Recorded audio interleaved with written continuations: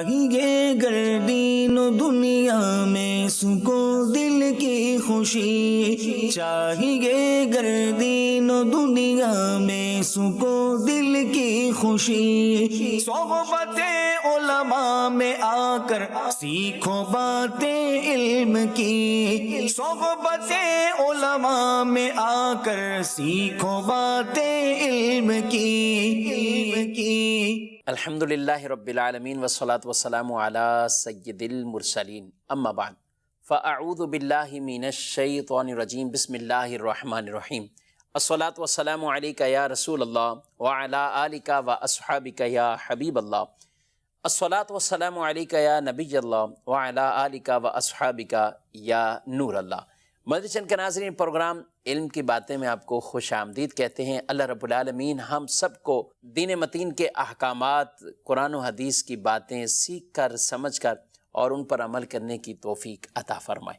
ابتداً درود پاک کی فضیلت ہمارے پیارے رسول صلی اللہ علیہ وآلہ وسلم کا فرمان معظم عالی شان ہے، من صلی علیہ واحدۃ صلی اللہ علیہ عشرہ، جو شخص مجھ پر ایک بار درود بھیجے اللہ اس پر 10 رحمتیں نازل فرماتا ہے۔ وَمَنْ صَلَّى عَلَيَّ عَشْرًا صلی اللہ علیہ میاں، اور جو مجھ پر 10 بار درود بھیجے اللہ اس پر 100 رحمتیں نازل فرماتا ہے۔ وَمَنْ صَلَّى عَلَيَّ مِئَةً صلی اللہ علیہ الفا، اور جو مجھ پر 100 بار درود بھیجے رب اس پر 1000 رحمتیں نازل فرماتا ہے۔ ایک کا 10 گنا بڑھا کر رحمت الہی اسے مل رہی ہیں۔ گویا جتنا درود پڑھتے جائیں اتنی کثرت سے اللہ کی رحمتیں اس گھر کے اندر، اس جگہ پر، اس فرد پر اللہ کی رحمتیں ہی رحمتیں ہیں۔ اللہ رب العالمین مجھے آپ کو کثرت سے درود و سلام پڑھنے کی توفیق عطا فرمائے۔ صلو علی الحبیب صلی اللہ تعالی علی محمد صلی اللہ علیہ وآلہ وسلم، صلاۃ و سلام علیکہ یا رسول اللہ وعلی آلکہ واصحابکہ یا حبیب اللہ۔ مدنی چینل کے ناظرین، اس پروگرام میں آج کے ہمارے مہمان قبلہ مفتی سجاد صاحب ہیں، حضرت آپ کو خوش آمدید کہتے ہیں، اور ساتھ ہی الحمدللہ مفتی جمیل صاحب بھی تشریف فرمائے، حضرت آپ کو بھی خوش آمدید کہتے ہیں۔ رجب المرجب کا مبارک مہینہ ہے، اور اس مہینے کی کیا ہی باتیں، جہاں عبادات کے معاملات، نفلی روزوں کے اور دیگر کئی اسلامی یادیں اس مہینے سے وابستہ ہیں۔ اسی مہینے کے اندر حضور خواجہ غریب نواز رحمۃ اللہ تعالی علیہ، ان کا بھی تذکرہ ہوتا ہے، تو حضور سیدنا امام جعفر صادق رضی اللہ تعالیٰ عنہ، ان کا بھی ذکر خیر ہوتا ہے۔ حضرت سیدنا امیر معاویہ رضی اللہ تعالیٰ عنہ، ان کا بھی ذکر ہوتا ہے، اور سرکار علیہ الصلاۃ والسلام کے سفر معراج کے بھی تذکرے ہوتے ہیں۔ آج کے اس پروگرام میں ہم بطور خاص نبی کریم صلی اللہ علیہ وآلہ وسلم کی اہل بیت اطہار میں سے میری مراد حضرت سیدنا امام جعفر صادق رضی اللہ تعالیٰ عنہ، جو کہ اہل بیت اطہار میں سے اور ایک بڑے امام ہیں۔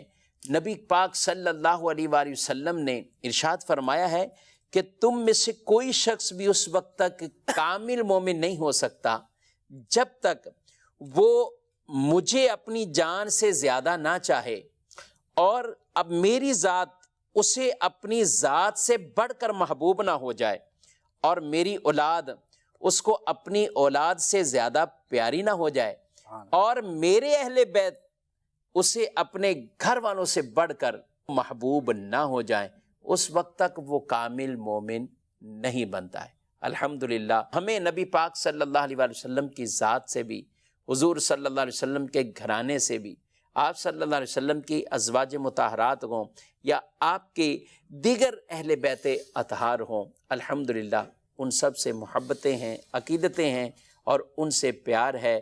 آج انہی میں سے سیدنا امام جعفر صادق رضی اللہ عنہ، ان کا ہم کچھ ذکر خیر سنیں گے، ان کی حالات زندگی، ان کے علمی مقام کے حوالے سے، اور مزید کچھ گفتگو ہوگی۔ آپ ہمارے ساتھ اس پروگرام میں آخر تک رہیے تو انشاءاللہ بہت کچھ سیکھنے کو ملے گا۔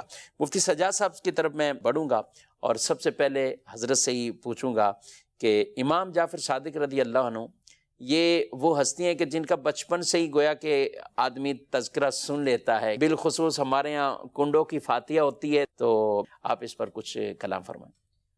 بسم اللہ الرحمن الرحیم۔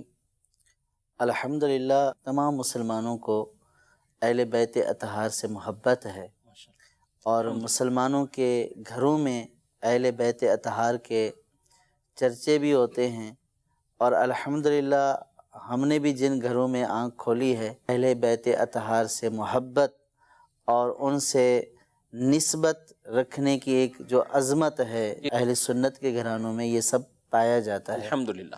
تو سیدنا امام جعفر صادق رضی اللہ تعالی عنہ بھی اہل بیت اطہار کے خاندان کے افراد میں سے ایک نمایاں فرد ہیں۔ آپ حضرت زین العابدین رضی اللہ تعالی عنہ کے پوتے ہیں، اور حضرت امام حسین رضی اللہ تعالی عنہ کے پڑپوتے ہیں، اور حضرت امام باقر رضی اللہ تعالی عنہ کے شہزادے ہیں۔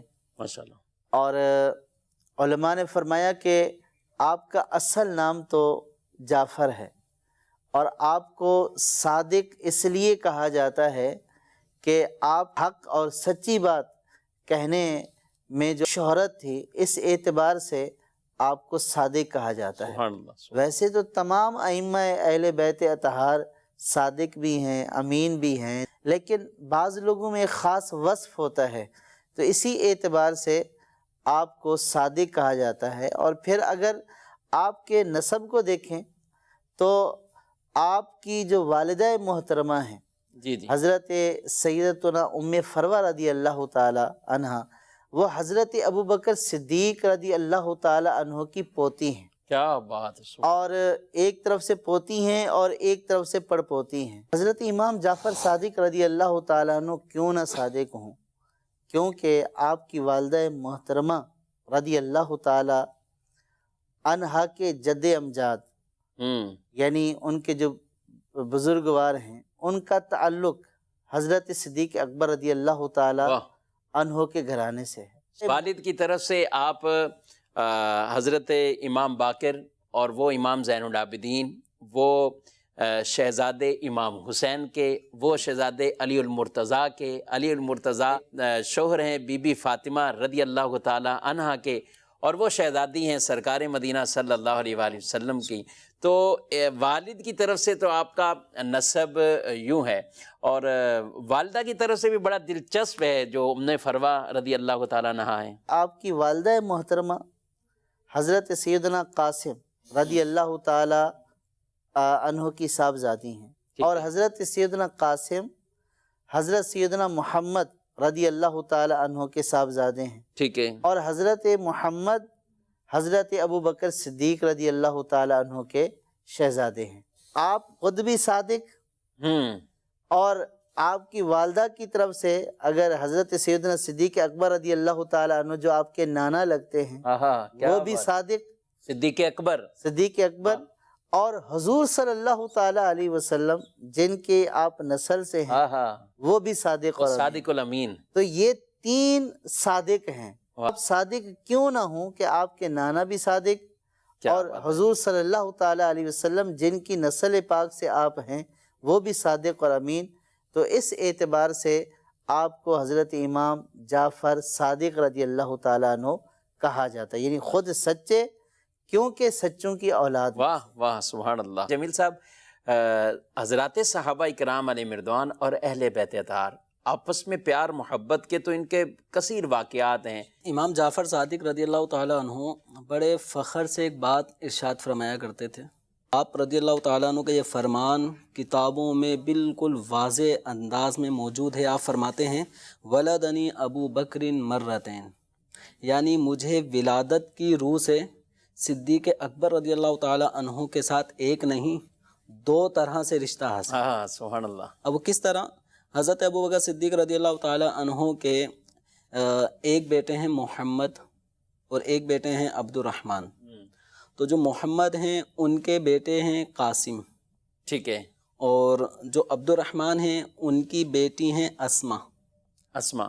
تو قاسم اور اسما یہ صدیق اکبر رضی اللہ تعالیٰ عنہ کے دو الگ الگ بیٹوں کے اعتبار سے پوتا اور پوتی بنتے ہیں، آپس میں ایک کزن کا بھی ان کا رشتہ ہے، ٹھیک ہے، تو ان دونوں کا عقد نکاح ہوا، صحیح، قاسم بن محمد بن ابو بکر اور اسما بنت عبد الرحمن بن ابو بکر، ان کا نکاح ہوتا ہے۔ تو ان کے نکاح سے جو اللہ تبارک و تعالیٰ اس صدیقی نسل میں اولاد عطا فرماتا ہے وہ ہیں حضرت ام فروہ۔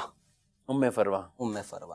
اچھا، دوسری طرف ہم دیکھتے ہیں حضرت مولا علی کرم اللہ تعالی وجہہ الکریم کا خاندان ہے، اس میں ان کے صاحبزادے امام حسین ہیں، ٹھیک ہے، ان کے صاحبزادے امام زین العابدین رضی اللہ تعالیٰ عنہ ہیں، جو کہ کربلا میں بھی موجود تھے اور بیمار تھے۔ تو امام زین العابدین حضرت علی کے کیا ہیں؟ پوتے۔ حضرت امام زین العابدین رضی اللہ تعالیٰ عنہ کے ایک صاحبزادے ہیں امام باقر رضی اللہ تعالیٰ، نام ان کا کافی، اور یہ امام باقر جو حضرت علی کے پڑپوتے ہیں، اور حضرت ام فروہ اپنے والد کے اعتبار سے اگر دیکھا جائے قاسم بن محمد بن ابو بکر، تو حضرت ابو بکر صدیق رضی اللہ عنہ کی پڑپوتی ہیں، ٹھیک ہے، اور اپنی والدہ کی طرف سے اگر ان کو دیکھا جاتا ہے تو یہ صدیق اکبر رضی اللہ عنہ کی نواسی کی بیٹی ہیں، پوتی کی بیٹی ہیں، تو اس اعتبار سے صدیق اکبر رضی اللہ تعالیٰ عنہ نانا کے والد بنتے ہیں، تو یہ پرنواسی ہوئیں۔ تو اب یہ امام باقر کا عقد نکاح ہوتا ہے ام فروہ رضی اللہ تعالیٰ عنہا سے۔ اللہ تبارک و تعالیٰ نے ان دونوں گھرانوں کو جو اولاد کی ایک نعمت عطا فرمائی وہ امام جعفر صادق رضی اللہ تعالیٰ عنہ کی صورت میں عطا فرمائی کہ آپ کو اپنے والد محترم امام باقر رضی اللہ تعالیٰ عنہ کی طرف سے حضرت فاطمۃ الزہرا رضی اللہ تعالیٰ عنہ کے اولاد میں آپ حسینی سید بنتے ہیں، حسینی سید، اور ادھر اپنی والدہ کی طرف سے اگر آپ کو دیکھا جائے تو آپ کو صدیق اکبر رضی اللہ تعالیٰ عنہ سے ایک نہیں دو طرح سے نسبت ہے کہ آپ کی جو والدہ ہیں وہ صدیق اکبر رضی اللہ تعالیٰ عنہ کی پڑپوتی بھی بنتی ہیں اور صدیق اکبر رضی اللہ تعالیٰ عنہ کی پڑنواسی بھی بنتی ہیں۔ پڑنواسی تو سن کر شاید فوراً تو یاد نہیں ہوگا مدنی چینل کے ناظرین، لیکن یہ کرنے چاہیے، یہ بھی ایک محبت کی نشانی ہے، ان کے رشتوں کو بھی ہم یاد رکھیں۔ اور یہ الحمدللہ کتابوں میں یہ بیان اسی لیے یہ کیے گئے ہیں، آج تک یہ بیان ہوتے ہیں، اور نسب کو بڑی اہمیت ہوتی ہے۔ کئی ایسے افراد ان کو سجا صاحب دادے کا نام نہیں پتہ ہوتا، حضرت چاہوں گا اگر آپ کو پتہ ہے تو بہت اچھی بات ہے، لیکن آپ بھی ذہن میں سوچ لیں پردادا کا نام کیا ہے۔ اچھا چلیں، ان کے والد کا، آپ کے والد کے دادا کا نام کیا ہے۔ اصحاب رسول کے معاملات اس طرح کے، اور بالخصوص اہل بیت اطہار کے تو اور سادات گھرانے کے، یہ پوری کڑی در کڑی اوپر تک ان کو بیان کیا جاتا ہے، ان کو یاد کیا جاتا ہے، اور یہی ایک محبت کی علامت ہے اور محبت کی ایک نشانی ہے۔ اہل بیت اطہار کا اور صحابہ کرام علیہم رضوان کا آپس میں اس طرح رشتہ داریاں کرنا، باقاعدہ ان موضوعات پہ علماء اہل سنت کی کتابیں بھی موجود ہیں کہ جس کے اندر صحابہ کرام علیہم رضوان میں کس کس طرح آپس میں رشتہ داریاں اہل بیت اطہار کی صحابہ کرام علیہم رضوان سے، پھر ایک دوسرے کے ناموں کو اپنے بچوں کے ناموں میں استعمال کیا جاتا ہے۔ جی بالکل، امام حسن نے اپنے بچوں کے نام میں ابو بکر رکھا، عثمان رکھا، عمر رکھا، نام رکھا۔ اسی طرح امام حسین کی اولاد میں امام جعفر صادق، ان سب کی اولادوں میں اگر دیکھا جائے تو کہیں ام المؤمنین عائشہ رضی اللہ تعالیٰ عنہ کا نام اپنی بیٹیوں کے نام رکھا کرتے ہیں۔ تو الحمدللہ صحابہ کرام علیہم رضوان اور اہل بیت اطہار آپس میں بالکل ایک ہیں، ان میں محبتیں بھرپور ہیں، ان کے آپس میں محبتوں میں کوئی کمی نہیں ہے۔ تو بہرحال حضرت سیدنا امام جعفر صادق رضی اللہ تعالیٰ عنہ کا ذکر خیر ہو رہا ہے، اور آپ علم کے بہت بلند پائے پر فائز ہیں۔ کس انداز سے انہوں نے اپنے والد گرامی سے تربیت پائی، اور پھر کس انداز سے اس مخلوق میں ان کا فیضان ہے۔ خود ہمارے امام اعظم ابو حنیفہ رضی اللہ تعالیٰ عنہ، آپ نے بھی 2 سال امام جعفر صادق رضی اللہ تعالیٰ عنہ کی صحبت پائی ہے، اور باقاعدہ ان سے شرف تلمذ اختیار کیا ہے۔ آج ان کو دنیا امام اعظم ابو حنیفہ کہتی ہے۔ سجا صاحب کیا کہیں گے ایسے استاد کے علم کے حوالے سے؟ آپ ان کے علم کا اندازہ اسی بات سے لگا سکتے ہیں کہ جو خود علم کا سمندر ہو، وہ اگر کسی کا شاگرد ہے تو اس استاد کے علم کا کیا بات، واقعی امام اعظم رحمۃ اللہ تعالی علیہ کے بارے میں ہمارے علماء نے فرمایا کہ اگر امام اعظم رضی اللہ تعالی عنہ اپنے علم کے زور پر دلائل سے یہ ثابت کرنا چاہیں کہ یہ ستون جو لکڑی کا ہے یہ سونے کا ہے، تو آپ دلائل کی روح سے اس کو سونے کا بھی ثابت اللہ کر اکبر، سکتے ہیں۔ اللہ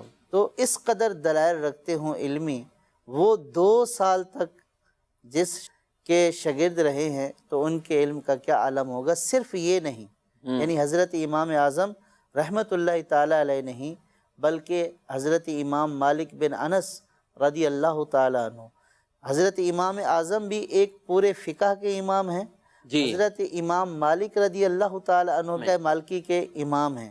اور پھر یہ نہیں، حضرت سفیان ثوری، سفیان بن عیینہ رضی اللہ تعالی عنہ اور دیگر کئی جلیل القدر محدثین آپ رضی اللہ تعالی عنہ کے شاگرد رہے، واہ، اور کئی اکابر صوفیہ اور اولیاء بھی تھے اور محدثین بھی تھے۔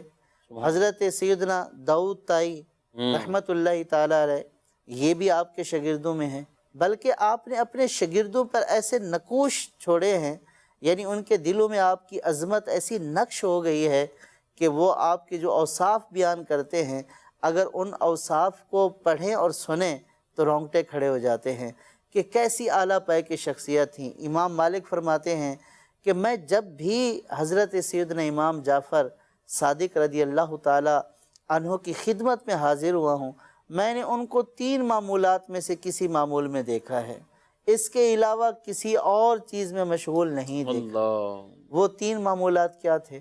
آپ نے فرمایا یا تو میں نے ان کو نماز پڑھتے ہوئے دیکھا ہے، یا تو میں نے ان کو تلاوت قرآن پاک کرتے ہوئے دیکھا ہے، یا میں نے ان کو روزے کی حالت میں دیکھا ہے۔ اللہ، تو آپ اندازہ کریں کہ امام مالک رحمۃ اللہ تعالی علیہ یہ سیرت بیان فرما رہے ہیں کہ ہمارے استاذ ایسے تھے کہ جن کی مشغولیت یہ 3 کام تھے، اور آپ رحمۃ اللہ تعالی علیہ نے کثیر لوگوں کو فیض عطا فرمایا، اور پھر آخر میں آپ گوشہ نشین بھی ہو گئے۔ تو حضرت سیدنا سفیان ثوری رحمۃ اللہ تعالی علیہ نے آپ کی خدمت میں عرض کی کہ حضور لوگوں کو آپ کی بہت زیادہ ضرورت ہے، لوگ آپ کے اقوال کو سننا چاہتے ہیں، آپ کی واعظ و نصیحت کو سننا چاہتے ہیں، اور آپ تو اس گھرانے سے ہیں جن گھرانے والوں کو واعظ و نصیحت کرنا گویا کہ لازم ہے، اور لوگ آپ کی بات سننے کے منتظر ہیں۔ آپ رحمۃ اللہ تعالی علیہ نے اشعار پڑھے جن کا خلاصہ یہ تھا کہ ہم تو ہمیشہ وفادار ہی رہے ہیں، لیکن اب لوگوں میں اخلاق، وہ مروت، وہ وفا جو لوگوں میں ہونی چاہیے تھی وہ نہیں ہے، وہ ختم ہو گئی ہے، اس لیے آپ بھی گوشہ نشین ہو گئے۔ تو ایسے ہمارے اکابرین جو اپنی جگہ پر ایک بڑا نام ہے، علم کے یوں سمجھیں کہ پہاڑ ہیں، انہوں نے جو علم حاصل کیا وہ حضرت سیدنا امام جعفر صادق رضی اللہ تعالی عنہ سے حاصل کیا۔ واہ، اور خود امام اعظم ابو حنیفہ رضی اللہ تعالیٰ عنہ فرماتے لولا سنتان لہلک النعمان، اگر یہ 2 سال نہ ہوتے تو نعمان تو ہلاک ہو جاتا ہے۔ یعنی یہ گویا کہ جو کچھ انہوں نے 2 سال کے اندر وہاں سے پایا ہے، وہاں سے حاصل کیا ہے، اور انہوں نے اپنے والد گرامی امام باقر رضی اللہ تعالیٰ عنہ وہ امام زین العابدین سے، امام زین العابدین خود امام حسین سے، امام حسین اپنے والد گرامی جو رسول اللہ صلی اللہ علیہ وسلم کے شہر علم کے دروازے ہوں ان سے انہوں نے علم پایا۔ تو پورا گھرانہ ہی علمی گھرانہ ہے، اور علم ہی ان کی گویا کہ وراثتیں آگے تقسیم ہوتی گئیں، اور ان کی نسلوں تک یہ سلسلہ چلتا رہا۔ جو بھی ان کی خدمتوں میں حاضر ہوتا ہے، ان کے پاس بیٹھتا ہے، وہ بھی علم کے موتی ہی حاصل کرتا ہے۔ جمیل صاحب، میں چاہوں گا کچھ کوئی ایسی یاد امام اعظم ابو حنیفہ رضی اللہ عنہ کی، امام جعفر صادق رضی اللہ عنہ، ان کی صحبت میں رہتے ہوئے، ان کے پاس رہتے ہوئے کچھ ایسا کوئی ان کی کوئی گفتگو، کوئی مکالمہ۔ حضرت سیدنا امام جعفر صادق رضی اللہ تعالی عنہ کے پاس امام اعظم رحمۃ اللہ تعالی علیہ نے 2 سال کا جو عرصہ گزارا ہے، تو آپ کو بڑے علمی نکات اس کے اندر حاصل ہوئے، جیسے کہ آپ نے ان 2 سالوں کا ذکر بھی فرمایا کہ لولا سنتان لہلک نعمان، کہ اگر یہ 2 سال مجھے میسر نہ آتے تو نعمان ہلاک ہو جاتا۔ سیدنا امام جعفر صادق رضی اللہ تعالیٰ عنہ علم بھی عطا فرما رہے ہیں اور تصوف کے نکات بھی عطا فرما رہے ہیں، اسی طرح اللہ تبارک و تعالیٰ کی جو معرفت ہے وہ معرفت کے دروازے بھی اپنے شاگردوں پر واہ، کھولتے ہیں۔ سبحان اللہ۔ اب امام اعظم رحمۃ اللہ علیہ جیسا شاگرد اور وہ ان کی بارگاہ میں آتا ہے تو غور کیجئے کہ جیسے کہ سجاد صاحب نے فرمایا کہ پھر استاد کا عالم کیا ہوگا۔ جی بالکل۔ تو اسی سے واقعہ اس مناسبت سے عرض کرتا ہوں، حضرت سیدنا امام جعفر صادق رضی اللہ تعالی عنہ کی بارگاہ میں حضرت ابن ابی لیلہ اور امام اعظم ابو حنیفہ رحمۃ اللہ علیہ، یہ دونوں ہستیاں امام جعفر صادق رضی اللہ عنہ کی بارگاہ میں حاضر ہوئیں۔ تو امام جعفر صادق رضی اللہ تعالی عنہ نے حضرت سیدنا امام اعظم رحمۃ اللہ علیہ سے فرمایا کہ آپ کا نام کیا ہے؟ تو امام اعظم رحمۃ اللہ علیہ نے عرض کی نعمان۔ ٹھیک ہے۔ پھر پوچھا کہ اے نعمان، کیا آپ نے اپنے سر کو ناپا ہے؟ اچھا۔ تو عرض کی کہ میں اپنے سر کو کیسے ناپ سکتا ہوں؟ تو پھر پوچھا کیا تم آنکھوں کی نمکینی، کانوں کی کڑواہٹ، نتنوں کی حرارت اور ہونٹوں کی مٹھاس کے بارے میں کچھ جانتے ہو؟ اللہ۔ تو عرض کی کہ نہیں۔ پوچھا تم وہ کلمہ جانتے ہو جس کا اول کفر اور جس کا آخر ایمان ہے؟ تو حضرت سیدنا ابن ابو لیلہ یہ مسلسل سوال پہ سوال اور ہر موقع پہ نہیں جانتا یہ سن رہے ہیں، تو انہوں نے عرض کی کہ اے ابن رسول اللہ، جن چیزوں کے بارے میں آپ پوچھ رہے ہیں اب ان چیزوں کی کچھ معرفت ہمیں بھی عطا فرمائیں، ڈیٹیل آپ ہمیں بتا دیں کہ کیوں اللہ تعالیٰ نے ایسی چیزیں رکھی ہیں۔ تو آپ فرمانے لگے کہ میرے دادا امام زین العابدین سے مروی ہے کہ رسول اکرم صلی اللہ تعالیٰ علیہ وآلہ وسلم نے ارشاد فرمایا کہ اللہ تعالیٰ نے اپنے فضل و احسان سے نمکینی ابن آدم کی آنکھوں میں رکھی۔ ٹھیک ہے۔ آنسو کا ذائقہ نمکین ہوتا ہے، تو یہ نمکینی آنکھوں میں رکھی کیونکہ یہ دونوں چربی کے ٹکڑے ہیں، یعنی آنکھیں چربی کے ٹکڑے ہیں، اگر ایسا نہ ہوتا تو یہ پگھل جاتے، تو نمکینی کی وجہ سے یہ پگھلنے سے محفوظ رہتے ہیں۔ ابن آدم پر فضل و احسان اور مہربانی کرتے ہوئے اللہ تعالیٰ نے کڑواہٹ اس کے کانوں کے اندر رکھ دی۔ ٹھیک ہے۔ اس کی کیا حکمت ہے؟ تو یہ حکمت ہے کہ جو کیڑے مکوڑوں کے لیے رکاوٹ ہے، کیونکہ اگر کوئی کیڑا کان میں داخل ہو جائے تو دماغ تک پہنچ سکتا ہے، لیکن جب وہ کان میں پہنچتا ہے تو کان میں کڑواہٹ کی وجہ سے پیچھے جب چکھتا ہے تو نکل کے باہر آ جاتا ہے۔ تو یوں اللہ تعالیٰ نے انسانی دماغ کو کس طرح محفوظ رکھا۔ اللہ تعالیٰ نے اپنے فضل و احسان اور رحمت سے حرارت ابن آدم کے نتنوں میں رکھی، حرارت، تو اس کی وجہ سے وہ بو سونگتا ہے، اگر یہ حرارت نہ ہوتی تو دماغ بدبودار ہو جاتا، آدمی کو پتہ بھی نہ چلتا وہ کیا کیا چیزیں سونگ رہا ہے۔ اسی نے فرمایا اللہ تعالیٰ نے ابن آدم پر مہربانی اور فضل کرتے ہوئے مٹھاس اس کے ہونٹوں میں رکھی ہے، کے ذریعے وہ ہر چیز کا ذائقہ چکھتا ہے اور لوگ اس کی گفتگو کی مٹھاس سے لطف اندوز ہوتے ہیں۔ کیا بات ہے سجاد صاحب، یہ سوال کر کے بھی کسی تک علم پہنچانا، یہ تو خود نبی پاک صلی اللہ علیہ وسلم کی بارگاہ میں بھی جب اصحاب بیٹھتے تھے اور خود حدیث جبریل بھی پوری وہ وضاحت کے ساتھ اس کے اندر بھی سوال کیے گئے۔ آپ صلی اللہ علیہ وسلم نے ایک دفعہ لوگوں سے فرمایا کہ وہ کون سا درخت ہے جس کی مثال مومن کی طرح ہے؟ تو عبداللہ بن عمر رضی اللہ تعالیٰ عنہ بچپن تھا تو وہ کہتے ہیں کہ میرے ذہن میں تو آ گیا کہ وہ درخت کھجور کا درخت ہے۔ اتنے بڑے اکابرین بیٹھے ہوئے ہیں تو میں نے کہا میں نہیں بتاؤں گا، بلکہ بعد میں ان سے کہا کہ اگر آپ بتا دیتے نا مجھے خوشی ہوتی کہ آپ اس وقت بتا دیتے کہ وہ درخت یہ تھا۔ تو وہ واقعی کھجور کا درخت، کہ کھجور کے درخت کو مومن سے ایک طرح کی کئی اعتبار سے وہ مشابہتیں ہیں، اور وہاں سے مومن کی ہی فضیلت کو بیان کرنا مقصود ہے کہ مومن کو کیسا رہنا ہے، اچھے حالات بھی ہوں یا کیسے بھی ہوں، لیکن کھجور کے درخت کی ایک مثال دے دی ہے۔ اس کے پتے نہیں جھڑتے ہیں، اس کے پتے ایسے ہی اس کے ساتھ جو ہے وہ رہتے ہیں اور لوگوں کو فیض اس سے ملتا ہی رہتا ہے۔ میں عرض کر رہا تھا کہ بزرگوں کے پاس بیٹھ کر کبھی سوالن جواباً یہ کیفیت بھی علم پہنچانے والی، اور امام جعفر صادق رضی اللہ تعالیٰ عنہ نے جیسے امام اعظم سے سوالات فرمائے ہیں، کیا کہیں گے آپ؟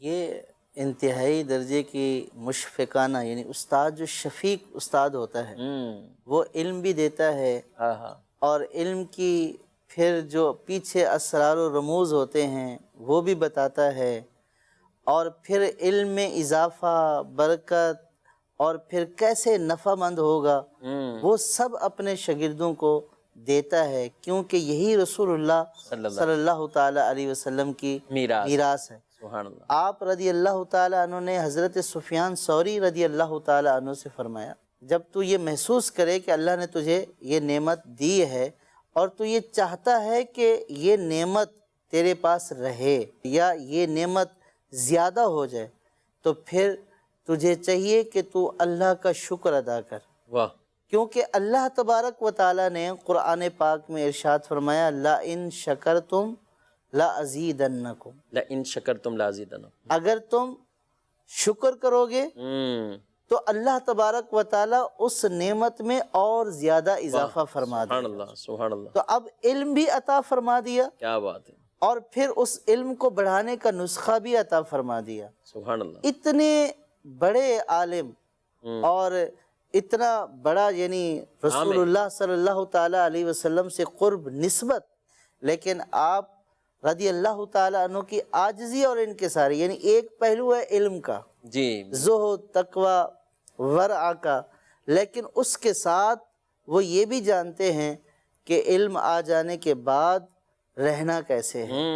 تو وہ جو پہلو ہے عاجزی اور انکساری والا، وہ اگر دیکھیں اتنے بڑے علم کے ساتھ ان کی عاجزی اور انکساری کو دیکھیں تو حیران رہ جاتے ہیں کہ حقیقی علم انہوں نے ہی حاصل کیا۔ رسول اللہ کی میراث کے سچے وارث وہی تھے۔ ایک مرتبہ آپ نے اپنے غلاموں کو جمع کیا اور اپنے غلاموں سے کہا کہ آج تم سب مجھ سے عہد کرو، اگر ہم میں سے کوئی بروز قیامت کامیاب ہو گیا، اس کو کوئی منصب مل گیا، تو میرے ساتھ عہد کرو کہ وہ ہماری شفاعت کرے گا، سفارش کرے گا۔ غلاموں نے کہا حضور آپ رسول اللہ صلی اللہ تعالیٰ علیہ وسلم کے صاحبزادے ہیں اور شفاعت تو ان کا منصب ہے، اور آپ لوگوں کے گھر سے تو شفاعت ملنی ہے، آپ ہمیں کیوں کہہ رہے ہیں؟ تو آپ فرمانے لگے کہ میں اپنے اعمال کو دیکھتا ہوں تو مجھے شرم آتی ہے، اور میں یہ سوچتا ہوں کہ رسول اللہ کو منہ کیسے دکھاؤں گا۔ اللہ، یہ کمال درجے کی عجز ہے، انکساری ہے، اور مدری چینل کے ناظرین ایک بہت بڑا یہ انداز ہے کہ کتنے بھی بڑے مقام اور مرتبے پر ہوں، ہر طرف سے لوگ ان کی طرف وہ کھنچے ہوئے آتے تھے، لیکن ان کا ایک اپنا انداز تھا، عبادت کے حوالے سے بھی ان کا اپنا انداز تھا۔ امام زین العابدین جو کہ ان کے دادا ہیں امام جعفر صادق رضی اللہ تعالیٰ عنہ، ان کا بھی زین العابدین، ان کا نام کیا تھا؟ یہ لقب سے ہی مشہور ہیں امام زین العابدین۔ امام زین العابدین رضی اللہ تعالی عنہ کا جو نام ہے وہ علی ہے۔ اچھا، اور چونکہ امام حسین رضی اللہ تعالی عنہ نے اپنے بیٹوں کے نام اپنے والد کی نسبت پہ علی رکھے تھے، پھر ان میں فرق کرنے کے لیے علی اوسط، اکبر، علی اصغر، علی اوسط، تو امام زین العابدین رضی اللہ تعالیٰ عنہ یہ درمیان میں تھے، علی اوسط ہیں۔ ٹھیک، نام آپ کا علی ہے، لیکن چونکہ آپ بہت زیادہ عبادت کرنے والے تھے، عبادت گزاروں کے بھی سردار تھے، تو آپ کو دیکھ کر عبادت کا جذبہ بڑا کرتا تھا، تو اس لیے آپ کو زین العابدین کہا جاتا ہے، یعنی عبادت گزاروں کی زینت۔ تو الحمدللہ یہ گھرانہ علمی حوالے سے جہاں بلندیوں پر ہے، تقوی پرہیزگاری میں بھی بلندیوں پر ہے، خوف خدا کی کیفیت بھی اس گھرانے میں بہت زیادہ پائی جاتی تھی، اور قرآن پاک کا فرمان بھی ہے انما یخشی اللہ من عبادہ العلماء، کہ اللہ تبارک و تعالیٰ سے اس کے بندوں میں وہی خشیت رکھنے والے ہیں کہ جو اہل علم ہیں، علم والے ہیں۔ اور خود دوسرے مقام پہ بھی ان اکرمکم عند اللہ اتقاکم، اللہ تبارک و تعالیٰ کی بارگاہ میں جو عزت والا ہے، مرتبے والا ہے، معظم ہے، مکرم ہے، وہ ہے جو سب سے زیادہ تم میں تقوی والا کرنے والا۔ تو الحمدللہ ان حضرات قدسیہ کی سیرت میں جہاں علم نظر آتا ہے وہاں خشیت الہی، تقوی، پرہیزگاری نظر آتی ہے۔ ایک مرتبہ حضرت سیدنا داؤد طائی رحمۃ اللہ تعالیٰ علیہ نے حضرت امام جعفر صادق رضی اللہ عنہ کی خدمت میں حاضر ہو کے عرض کی آپ اہل بیت میں سے ہیں اور آپ مجھے کچھ نصیحت فرمائیے۔ تو حضرت امام جعفر صادق رضی اللہ تعالیٰ عنہ کچھ دیر خاموش رہے، پھر میں نے عرض کی کہ حضور آپ اہل بیت میں سے ہیں، اللہ تعالیٰ نے آپ کو فضیلت بخشی ہے، کچھ مجھے نصیحت کے کچھ پھول عطا فرمائیے۔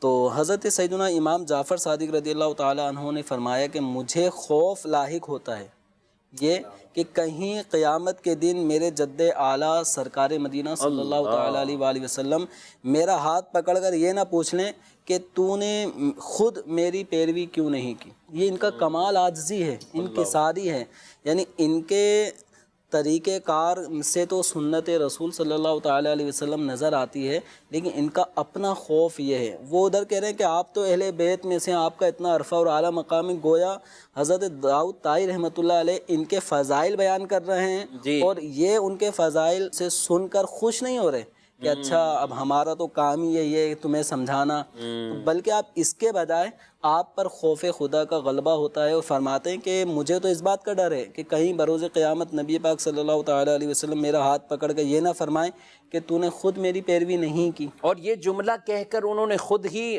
ان کی گویا کہ جو وہ کہہ رہے تھے کہ ہمیں کوئی نصیحت مل جائے، یہ خود بہت بڑی نصیحت ہے۔ تو فرمایا کہ نجات کا تعلق نسب سے نہیں اعمال پر موقوف ہے۔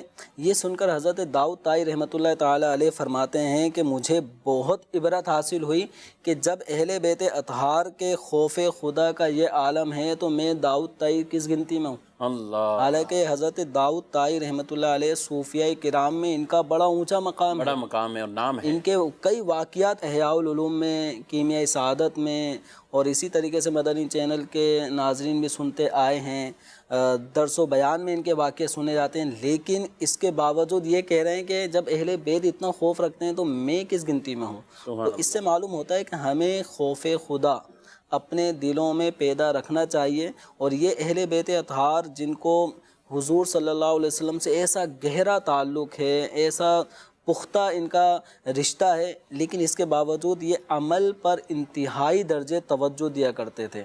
اور اسی طرح خوف خدا کے ان کے واقعات کو اگر دیکھیں تو امام زین العابدین رضی اللہ تعالیٰ عنہ کے سیرت میں آتا ہے کہ آپ رات کو قبرستان میں تشریف لے جاتے تھے، اچھا، اور قبرستان میں تشریف لے جانے کے بعد پھر آپ فرماتے کہ اے قبر والوں کیا بات ہے، میں تم سے باتیں کرتا ہوں تم میری بات کا کوئی جواب ہی نہیں دیتے، صحیح، میں تم سے تمہارے احوال پوچھتا ہوں تمہاری طرف سے کوئی جواب نہیں آتا۔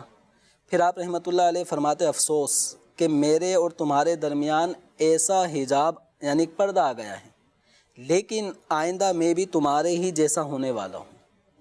اور فرماتے کہ یہی کلمات کہتے رہتے یہاں تک کہ صبح صادق نمودار ہو جاتی اور آپ نماز فجر کے لیے پھر مسجد تشریف لے آتے، یعنی پوری رات قبرستان آپ اس انداز سے فکر آخرت کے اندر۔ نبی کریم علیہ الصلوۃ والسلام نے ارشاد فرمایا کنت نہیتکم عن زیارت القبور فزوروہا، پہلے ابتدا میں یہ قبروں کی زیارت کرنا، قبرستان کی طرف جانے سے، یہ ابتدا اسلام میں اس کی ممانعت فرمائی۔ پھر آپ نے فرمایا کہ اب تمہیں اجازت ہے فزوروہا، تم دیکھا کرو قبروں کو، کیوں؟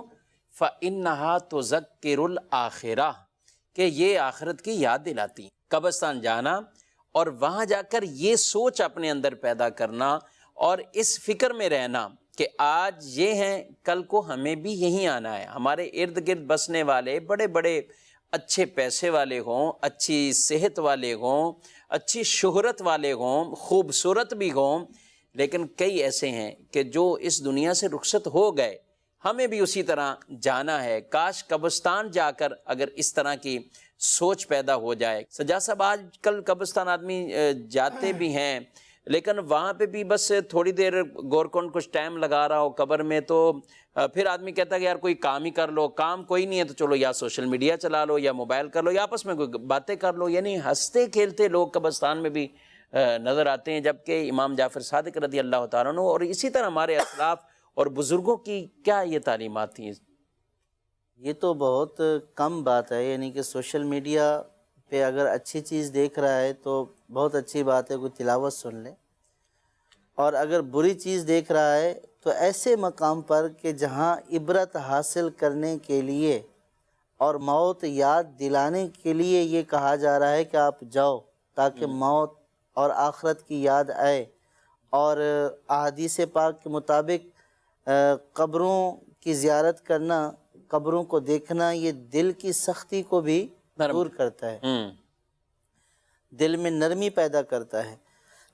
تو ایک پہلو تو یہ ہے، ٹھیک ہے۔ اب دوسرا پہلو دیکھیے کہ قبر کے اوپر بیٹھنا قبر پر پاؤں رکھنا، قبر کو روندنا، تو وہ لوگ جن کی آپ بات کر رہے ہیں نا کہ سوشل میڈیا کھول کر بیٹھے ہوتے ہیں، آپ ان کے بیٹھنے کی جگہ دیکھیں، ان کے کھڑے ہونے کی جگہ دیکھیں، صحیح بات ہے، کہ وہ بیٹھے کہاں ہیں، وہ کھڑے کہاں ہیں، کسی قبر کے اوپر بیٹھے ہوں گے، کسی قبر کے اوپر کھڑے ہوں گے، اور آج کل تو ویسے ہی قبرستان بالکل فل ہو چکے ہیں، جی ہاں، اور قبروں پہ دوسری طرف قبروں جانے کے میں بھی اوپر پاؤں- چڑھتے ہوئے جانا، قبروں کے اوپر چڑھ کر کھڑا ہونا، یہ بالکل ناجائز و حرام بات ہے۔ نبی کریم صلی اللہ تعالی علیہ وسلم نے ارشاد فرمایا کہ میں کسی انگارے پر پاؤں رکھوں اور وہ انگارہ نالین کو جلاتا ہوا میرے پاؤں تک اس کی گرمی پہنچ جائے، یہ مجھے زیادہ پسند ہے بنسبت اس کے کہ میں کسی مسلمان کی قبر پر پاؤں رکھوں۔ اللہ، تو یہ سارے ناجائز کام ہیں، مسلمان کی قبر پر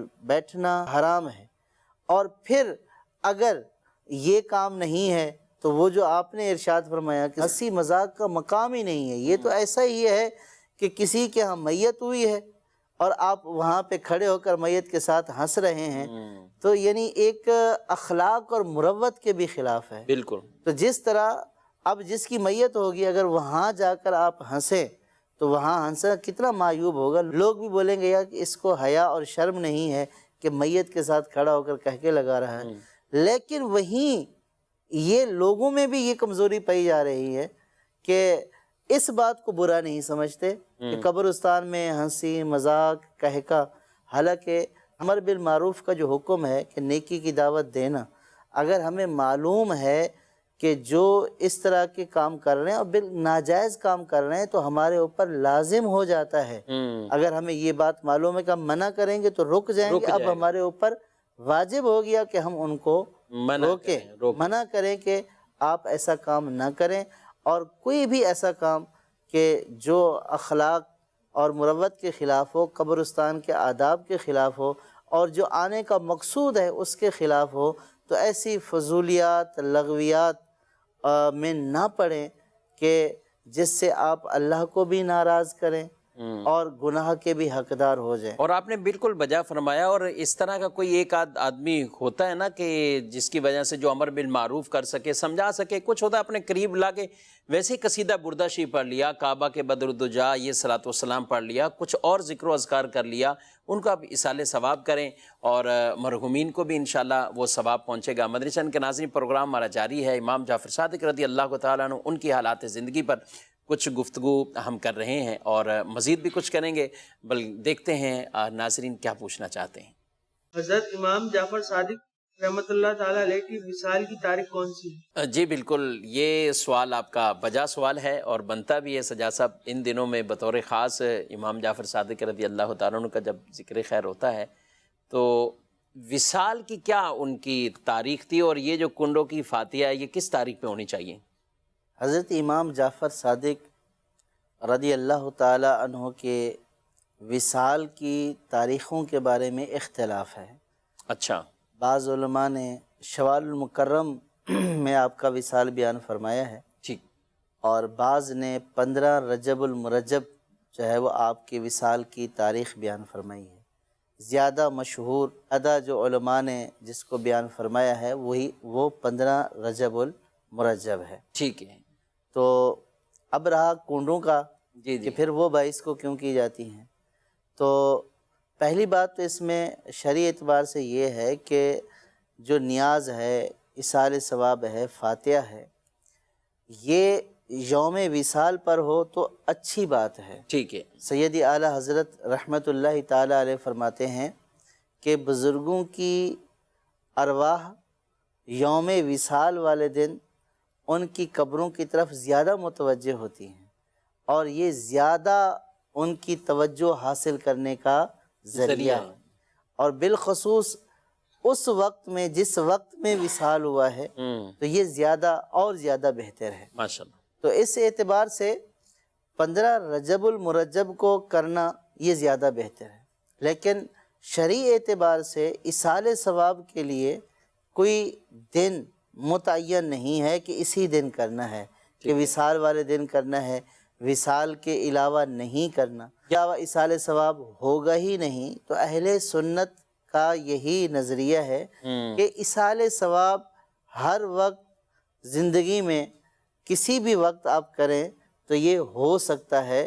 اس کے لیے جو تاریخ ہم متعین کرتے ہیں یہ عرفاً اور عادتاً متعین کی جاتی ہے ٹھیک ہے۔ کہ اس میں لوگوں کے لیے آسانی ہو جاتی ہے کہ تمام لوگ جمع ہو جاتے ہیں، قرآن خوانی ہو جاتی ہے، پھر نیاز ہو جاتی ہے، تو یوں یہ سارے ثواب کے امور جب ایک تاریخ کا اعلان ہو جاتا ہے تو یہ مل جل کر سارے ثواب کے کام ہو جاتے ہیں۔ اور بزرگوں کی تاریخ بھی جو ایک ہوتی ہے کہ یہ مشہور ہو جاتی یوم ہے عرس۔ تاکہ وہ یوم عرس کے اوپر گھر والے بھی اہتمام کر سکیں، اس کو یاد بھی رکھیں۔ جی، تو اب 22 رجب کو کرنا چاہیں ٹھیک ہے، تو 22 رجب کو کرنا بھی جائز ہے، صحیح، اور اگر 15 کو کرنا چاہیں تو 15 کو بھی جائز ہے، ٹھیک ہے، لیکن زیادہ بہتر یہی ہے کہ 15 کو کیے جائیں۔ اور زیادہ تاریخ مشہور ہے۔ جی بہت زیادہ مشہور ہے، اور زیادہ بہتر کرنا چاہتے ہیں تو 15 کو بھی کر لیں، 22 کو بھی، کیا بات ہے، دونوں دنوں میں کر لیں۔ اور 22 کو خود امیر معاویہ رضی اللہ تعالیٰ عنہ کا بھی یوم ہے، تو دونوں کی نیتیں شامل دونوں کر کی لیں۔ نیتیں شامل کر لیں۔ ماشاءاللہ۔ مدنی چینل کے ناظرین، یہاں کنڈوں کی بات چلی ہے، جمیل صاحب آپ نے بھی بچپن میں ہی شاید سنتے ہوئے آ رہے ہوں کنڈوں کے حوالے سے۔ کنڈا جیسے مٹی کا جو برتن ہوتا ہے نا، یہ تو ایک کٹورا ہے، تو کنڈا عام طور پہ جو یہ برتن ہے جو مٹی کا بنایا جاتا ہے، تو دہی وغیرہ بھی اس میں عام طور پہ جما لی جاتی ہے بڑا سا، تو اس کے اندر نیاز کا اہتمام کیا جاتا ہے۔ جو ٹکیا بنتی ہیں کنڈے کی ٹکیا، تو وہ عام طور پہ خواتین اس میں رکھتی تھیں۔ صحیح ہے۔ اب اس میں تو حرج نہیں ہے کہ اب وہ چاہے اسٹیل کے تھال میں رکھیں یا کسی میں بھی رکھیں، کسی میں بھی رکھ سکتے ہیں، لیکن خواتین کے اندر کچھ اس حوالے سے ایک ایسی سوچ، وہ خاص کر کنڈے کی نیاز میں بہت زیادہ جزم کے ساتھ یہ کیا جا رہا ہوتا ہے کہ کنڈے کی جو ٹکیاں ہیں ان کو ڈھانک کے ہی رکھنا ہے، ان کو کھلا نہیں رکھنا۔ اچھا، اسی طرح یہ ٹکیا گھر سے باہر نہیں جانی چاہیے، تو اس کو گھر کے اندر ہی رکھنا ہے۔ تو اس طرح نیاز فاتحہ کی چیزوں میں خواتین، پھر بعض وہمی قسم کے جو لوگ ہوتے ہیں وہ اس طرح کے خیال پال لیتے ہیں۔ شریعت مطہرہ کے اندر اس طرح کی کوئی قیودات نہیں ہے کہ کھانے پینے کی اشیاء آپ کس میں رکھیں کس میں نہ رکھیں، گھر سے باہر نہ لے کے جائیں، جو آ رہے ہیں ان کو گھر میں ہی کھلانا ہے۔ تو اس طرح کی کوئی قیدیں شریعت نے نہیں لگائیں۔ آپ کے لیے جو آسان ہے وہ طریقہ کار کیا جا سکتا ہے۔ عام طور پہ بچپن کا جو زمانہ یاد آ رہا ہے، تو اس میں جو رشتہ داروں میں، اسی طرح اہل محلہ میں جب یہ نیاز کا اہتمام ہوتا تھا تو بچوں کے لیے دسترخوان بچھا دیا جاتا تھا، اور صبح صبح بالکل فجر کے بعد، تو اس میں جو بچے آ رہے ہیں تو دسترخوان پہ ٹکیاں رکھی جا رہی ہیں، پلیٹوں میں دی جا رہی ہے، کھیر دی جا رہی ہے، کہیں پہ حلوہ پوری وغیرہ ٹائپ کی چیزوں کا اہتمام ہوتا تھا۔ تو یہ ایک سلسلہ جتنا ادب و احترام کے ساتھ کیا جائے گا اتنا اچھا ہے، لیکن یہ قیدیں نہیں لگائیں گے کہ اس کے لیے برتن وہ ہونا چاہیے، یہ نہیں ہونا چاہیے، تو شریعت نے اس طرح کی کوئی تخصیصات نہیں رکھی۔ ٹھیک ہے۔ سجاد صاحب، بچپن میں ہی یہ کنڈوں کا کیا تصور تھا؟ اس کا بڑا اچھا تصور تھا بچپن میں، اور ایک تو یہ کہ بزرگوں کی نیاز ہے، اور پھر یہ دن یاد رہتا تھا، بالکل، اور پھر یہ ایک ایسا دن ہوتا تھا کہ جس میں بہت صبح سویرے اٹھنا اذانوں کے ٹائم، کیونکہ لوگوں میں جیسا بیان کیا جا رہا تھا کہ لوگوں میں یہ مشہور تھا کہ یہ نیاز ہوگی بھی اندھیرے میں، اندھیرے میں، جی جی، اور پکانی بھی اندھیرے میں اور بانٹنی بھی اندھیرے میں۔ بعض کے ہاں یہ ہوتا تھا کہ یہ خواتین ہی کھا سکتی ہیں، اچھا، جو چھوٹے چھوٹے لڑکے ہوتے تھے ان کو دیتے ہی نہیں تھے۔ اچھا، اور پھر بہت سارے بچوں نے جو ہے نا شاپر اٹھائے ہوئے ہوتے تھے۔ اور ایک جو اس نیاز کے تعلق سے ایک دوسری بات ہے، اہم بات ہے، وہ یہ کہ اس میں ایک داستان پڑھی جاتی تھی کہ بھئی یہ فلاں قصہ پڑھنا ہے، اور اس میں بڑا بچوں کو پریشانی ہوتی تھی۔ اچھا، کہ بچے پہنچ گئے اور وہ قصہ ابھی وہ قصہ سنانا ہے۔ ٹھیک، اب ہمارے ہاں تو مسئلہ یہ ہوتا تھا کہ کتاب بھی ایک ہوتی تھی، اچھا، اب گھر بہت زیادہ ہوتے تھے، اللہ اکبر، اللہ اکبر، تو وہاں سے فارغ ہو کر کتاب آئے گی یہاں پہ، کتاب فارغ ہو کر پھر دوسرے گھر، پھر تیسرے گھر۔ اچھا، اب اس میں بھی یہ ہے کہ بھئی سب نے اس کو توجہ سے سننا ہے۔ اس میں جو اہم بات ہے وہ یہ کہ وہ من گھڑت قصے تھے جو وہ پڑھے جاتے تھے، بالکل جھوٹی کہانیاں، اور علماء نے اس کی تردید بیان کی ہے کہ ایسے من گھڑت قصے اہل بیت اطہار کی طرف نسبت کر کرنا دیں، بالکل، کہ جن کی کوئی اصل ہی نہیں ہے. تو یہ ایسے موقع کے اوپر کہ جب نیاز کی جا رہی ہے تو ایسے موقع کے اوپر اس طرح کے جھوٹ غلط باتیں، تو یہ کہانی کوئی بھی چیز نہیں ہے. اصل مقصود ہے اصحال ثواب کرنا، کیا بات، اور اصحال ثواب کا طریقہ یہی ہے کہ آپ قرآن پاک پڑھیں، ٹھیک ہے، اور قرآن پاک پڑھ کر جتنا پڑھ سکتے ہیں پڑھیں، اور پھر آپ اصحال ثواب کریں. تو اب بھی یہی لوگوں سے گزارش ہے کہ اس طرح کی ساری کہانیاں قصے چھوڑ کر قرآن پاک کی تلاوت کریں. کہ مبارک موقع کے اوپر کہ جب اتنا بڑا اہتمام کیا ہے، لوگوں کو بلایا ہے، اور ان سب لوگوں کو بلا کر جھوٹی باتیں سنا دی، بالکل صحیح تو یہ کتنی بڑی بری بات ہے. مزید دیکھتے ہیں ناظرین کیا پوچھنا چاہتے ہیں. جی مفتی صاحب سے سوال یہ ہے کہ مختلف بزرگوں کے تذکرے ہم سنتے ہیں، اس میں ہمارے لیے کیا سبق ہے، رہنمائی فرما دیجیے. جی جمیل صاحب، بہت اہم سوال ہے کہ بزرگوں کے تذکرے سنتے ہیں اور دل کرتا ہے سنتے ہی جائیں، اور واقعی ان کی زندگی اور ان کے حالات کچھ علم کے حوالے سے بھی ہم سنتے ہیں، زہد و تقویٰ کے حوالے سے بھی آپ نے گفتگو فرمائی ہے. اور کون سی ایسی چیزیں کہ آدمی بطور خاص کوئی ایک آدھ ایسی چیزوں کا اپنی زندگی میں نافذ کرے، اور جب وہ کرتا ہے اور اس یاد سے کرتا ہے تو اس کے پھر اپنے فوائد اور برکتیں حاصل ہوتی ہیں. اللہ تبارک و تعالیٰ قرآن پاک میں ارشاد فرماتا ہے والعافین عن الناس، لوگوں سے درگزر کرنے والے. اس سے پہلے فرمایا گیا والکاظمین الغیظ والعافین عن الناس واللہ یحب المحسنین، کہ غصے کو پینے والے اور لوگوں سے درگزر کرنے والے، اللہ تبارک و تعالیٰ ان اچھے کام کرنے والوں سے محبت فرماتا ہے. تو اگر ہم اپنے اسلاف کی سیرت میں دیکھتے ہیں تو ان کی سیرت میں جہاں علم نظر آتا ہے، تقوی نظر آتا ہے، پرہیزگاری، خوف خدا نظر آتا ہے، وہیں ان کا لوگوں کے ساتھ جو انداز ہوتا ہے، عفو درگزر کرنا، یہ ان کی سیرت کا ایک جزو لا ینفک، جزو لا ینفک، ایسا جز ہے جو ان کی ذات سے کبھی جدا نہیں ہوتا. کیا بات ہے، کیا بات. نبی کریم صلی اللہ تعالیٰ علیہ وآلہ وسلم کی سیرت کریمہ دیکھ لیں، آپ کو کتنا ستایا گیا، تکالیف پہنچائی گئیں، آپ سے شہر مکہ چھڑوایا گیا، پھر بھی آپ صلی اللہ تعالیٰ علیہ وآلہ وسلم جب مکہ کی سرزمین پہ تشریف لاتے ہیں تو آپ صلی اللہ تعالیٰ علیہ وسلم فتح مکہ کے موقع پر ان سارے لوگوں کو معاف فرما دیں. سیدنا یوسف علیہ السلام نے جو فرما دیا لا تثریب علیکم اليوم، اپنے بھائیوں کے بارے میں یہی خوشخبری نبی کریم علیہ السلام نے اہل مکہ کو سنائی. امام جعفر صادق رضی اللہ تعالیٰ عنہ کا بالخصوص ایک واقعہ اس نوعیت کا میں عرض کرتا ہوں کہ ایک شخص کی پیسوں کی تھیلی گم ہو گئی. ٹھیک ہے. تو امام جعفر صادق رضی اللہ تعالیٰ عنہ کے پاس آیا اور آپ سے وہ الجھنے لگا اور کہنے لگا میرے پیسوں کی تھیلی آپ نے چھپا لی ہے اور میں ڈھونڈ رہا ہوں اور آپ نے رکھ لی ہے. تو حضرت امام جعفر صادق رضی اللہ تعالیٰ عنہ نے اس کے سوال کہ آپ پہ ایک الزام لگا رہا ہے. تو اہل بیت اطہار کی عادت کریمہ ہے کہ وہ نوازتے ہیں. اللہ. اب معلوم ہے کہ یہ آپ کے اوپر جھوٹا الزام لگا رہا ہے اور آپ کا جو لقب ہے صادق، امام جعفر صادق، اب ایسے سچے سچ گو صدق جن کی صفت ہو ان پہ یہ الزام کہ تو آپ نے چوری کی ہے اور آپ کے پاس میری چیز موجود ہے، آپ دے نہیں رہے. تو امام جعفر صادق رضی اللہ عنہ نے فرمایا کہ تم یہ بتاؤ کہ تمہاری تھیلی میں تھے کتنے دینار؟ اللہ. تو اس نے کہا کہ میرے پاس 1000 دینار تھے. تو حضرت سیدنا امام جعفر صادق رضی اللہ تعالیٰ عنہ اس کو اپنے گھر لے کر آئے اور اپنے گھر سے 2000 دینار ایک تھیلی میں ڈالے اور اس سے فرمایا کہ یہ آپ لے کے چلے جائیں. اللہ. اب وہ شخص خوش بھی ہو گیا کہ میرے گم ہوئے تھے ایک اور مل گئے 2000. اب جب واپس اپنے گھر پہنچتا ہے تو اپنے 1000 دینار کی تھیلی وہ گھر میں ہی بھول آیا تھا. اب شرمندہ ہے کہ میں نے بلا وجہ ایک شخص کو، وہ جانتا نہیں تھا کہ میں نے بلا وجہ ایک شخص کو تنگ کیا اور اس سے 2000 دینار بھی لے لیے. اب وہ حضرت امام جعفر صادق رضی اللہ تعالی عنہ کے گھر آتا ہے اور دروازے پہ دستک دیتا ہے اور حضور وہ میری تھیلی میرے گھر پر ہی رہ گئی تھی، تو لہذا آپ نے جو 2000 دینار دیے ہیں یہ آپ اپنے واپس رکھ لیں.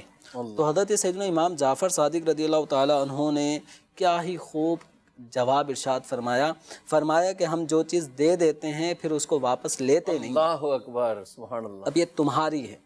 اب وہ آدمی پہلے تو اپنی اس پہ پریشان کہ میں نے الزام ہی غلط لگایا تھا، اب ان کی طرف سے بھی 2000 دینار میرے پاس آ گئے ہیں اور حضرت کی عظمت و شان کو میں نے گھٹایا ہے، تو اس نے پوچھا کہ یہ ہیں کون، یعنی اتنی عطاؤں پہ عطائیں کرنے والے، اور میرے الزام لگانے کے بعد انہوں نے کوئی مجھ پہ غصہ بھی نہیں کیا، اور گئے اور 2000 دینار مجھے پکڑا دیے، یہ ہیں کون ایسی شخصیت؟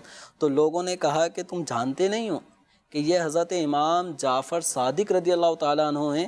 تو یہ سن کر وہ اور زیادہ شرمندہ ہوا کہ میں نے کس ہستی کے ساتھ کتنا بڑا ان پہ الزام لگایا، تو بہرحال وہ نادم ہو کر شرمسار ہو کے واپس پلٹا۔ تو ہمارے اسلاف کی سیرت میں عفو و درگزر، اب یہی سوچ شفیق صاحب اگر ہم کہیں جا رہے ہوں اور کوئی ہمارے پیچھے لگ جائے، صحیح بات ہے کہ آپ نے میری یہ چیز اٹھائی ہے، اب اس وقت جو ہمارا انداز ہونا ہے کیا ہوگا؟ تو وہ یقیناً وہ اسی وقت پتہ چل جائے گا پھر کہ بالخصوص ایسے کہ جس کی کوئی شہرت ہو، کوئی نامی گرامی شخص ہو، اور پھر جو پورا یہ واقعہ، اور اس کے بعد خود وہ شرمندگی کے ساتھ آ جائیں کہ مجھ سے غلطی ہو گئی، اور پھر اس کو دے بھی دیے، ایک تو پیسے بھی دے دیے، رقم بھی وہ ادا کر دی، یہ واقعہ ہی یہ ان کا کمال درجے کا عفو درگزر۔ ہمیں بھی اپنی زندگیوں میں یہ چیزیں نافذ کرنی چاہیے، اور ایسی چیزیں یاد کر کے بطور خاص کہ انہوں نے بھی تو اتنی بڑی غلطیاں لوگوں کی معاف کر دیں، اور ہم اپنے پاس رہنے والوں کی، اپنے گھر میں رہنے والوں کی، میاں بیوی آپس میں ایک دوسرے کو بھی اگر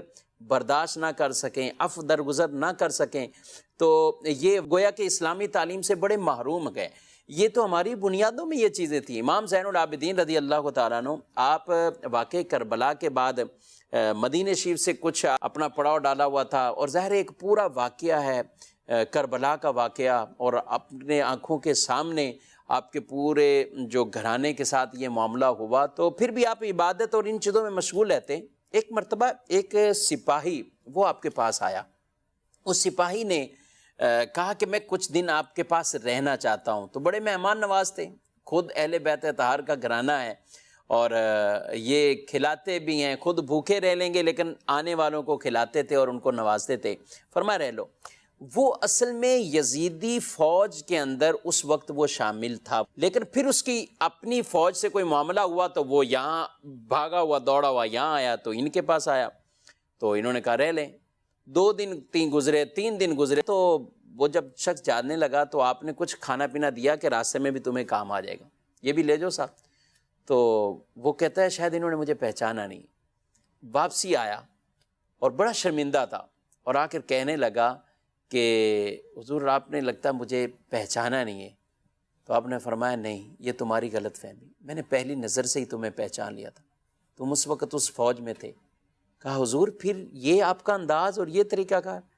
کہا یہ تمہیں بتانے کے لیے وہ یزیدی فوج کا کردار تھا، یہ آل محمد کا کردار ہے، یہ ہمارا انداز ہے۔ فرمایا ہم تم سے یہ انتقام اور بدلہ میں تم سے ابھی نہیں لیتا۔